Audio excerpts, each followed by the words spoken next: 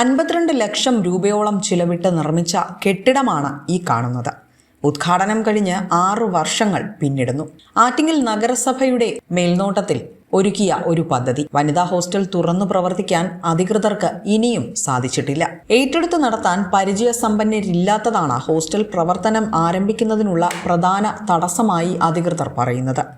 ലക്ഷങ്ങൾ മുടക്കി നിർമ്മിച്ച കെട്ടിടം അനാഥമായി കിടന്നിട്ടും അധികൃതർ നടപടികളൊന്നും കൈക്കൊള്ളാതെ നീട്ടിക്കൊണ്ടുപോവുകയാണ്. നഗരവാസികളും നഗരത്തിലെത്തുന്ന മറ്റ് ജില്ലക്കാരും ഏറെ പ്രതീക്ഷയോടെ കണ്ട ഒരു പദ്ധതിയായിരുന്നു ആറ്റിങ്ങൽ നഗരസഭയുടെ വനിതാ ഹോസ്റ്റൽ പദ്ധതി. വിവിധ ജില്ലകളിൽ നിന്ന് പഠനത്തിനും ജോലിക്കുമായി ആറ്റിങ്ങലിലെത്തുന്ന വനിതകൾക്ക് സുരക്ഷിതമായി താമസിക്കാൻ ഒരിടം എന്ന ലക്ഷ്യം മുൻനിർത്തിക്കൊണ്ടാണ് അന്ന് വനിതാ ഹോസ്റ്റൽ പദ്ധതി നടപ്പിലാക്കിയത്.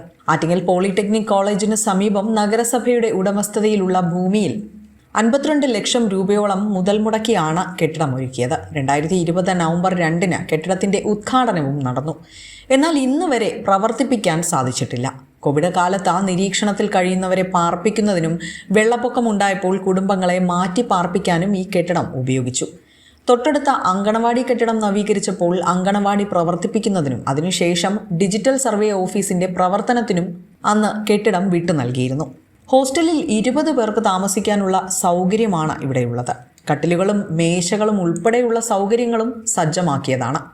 താമസിക്കാനുള്ള മുറികൾക്ക് പുറമെ അടുക്കള, തീൻമുറി, വരാന്ത എന്നിവയും കെട്ടിടത്തിനുള്ളിലുണ്ട്.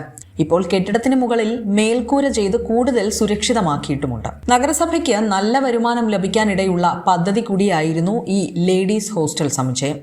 കൂടുതൽ ആവശ്യക്കാരെത്തിയാൽ ഹോസ്റ്റൽ പദ്ധതി വിപുലമാക്കാനും നഗരസഭയ്ക്ക് ഇവിടെ പദ്ധതികൾ ആവിഷ്കരിക്കാം. കുടുംബശ്രീക്ക് ഹോസ്റ്റലിന്റെ ചുമതല നൽകാനായിരുന്നു നഗരസഭ ആദ്യം തീരുമാനിച്ചത്. ഹോസ്റ്റലിന്റെ സംരക്ഷണം, താമസിക്കുന്നവരുടെ സുരക്ഷ, ഭക്ഷണം, കുടിവെള്ളം, ശുചീകരണം ഉൾപ്പെടെയുള്ള എല്ലാ ചുമതലകളും കുടുംബശ്രീ നിർവഹിക്കണമെന്നായിരുന്നു പറഞ്ഞിരുന്നത്. നഗരസഭയ്ക്ക് വരുമാനം ഉണ്ടാകുന്നതിനൊപ്പം കുടുംബശ്രീക്കും ഇതുകൊണ്ട് പ്രയോജനമുണ്ടാകുമായിരുന്നു. ഇതിനു വേണ്ടിയുള്ള നടപടികൾ ആരംഭിക്കുകയും ചെയ്തതാണ്. പക്ഷേ ഹോസ്റ്റൽ നടത്തിപ്പിൽ കുടുംബശ്രീ മുൻപരിചയമില്ലാത്തത് പ്രശ്നമായി മാറി. 24 മണിക്കൂറും ഇതുമായി ബന്ധപ്പെട്ട പ്രവർത്തനം നടത്തേണ്ടി വരും. അത് വലിയ വെല്ലുവിളിയായി മാറുകയായിരുന്നു. ഹോസ്റ്റൽ നടത്തിപ്പിനായി താൽപ്പര്യപത്രങ്ങൾ പലവട്ടം ക്ഷണിച്ചു.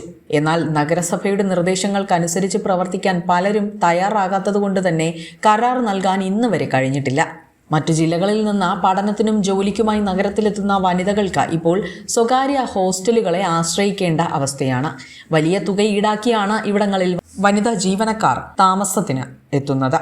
വീടുകളും കെട്ടിടങ്ങളും വാടകയ്ക്കെടുത്ത വാണിജ്യ അടിസ്ഥാനത്തിൽ ഹോസ്റ്റലുകൾ നടത്തുന്നവരും നഗരത്തിൽ സജീവമാണ്. പക്ഷേ നഗരസഭയുടെ ഹോസ്റ്റൽ പ്രവർത്തനം തുടങ്ങിയാൽ സ്വകാര്യ ഹോസ്റ്റലുകളിൽ താമസിക്കുന്ന കുറച്ചു പേർക്കെങ്കിലും അത് വലിയൊരു ആശ്വാസമായി മാറും. എഞ്ചിനീയറിംഗ് കോളേജിലെ കുട്ടികൾ ഉൾപ്പെടെ നിരവധി പേർ സുരക്ഷിതമായ ഹോസ്റ്റൽ സംവിധാനത്തിന് ബുദ്ധിമുട്ടുമ്പോഴാണ് ഇവിടെ സർക്കാർ സംവിധാനം അടച്ചുമൂടിക്കിടക്കുന്നത്.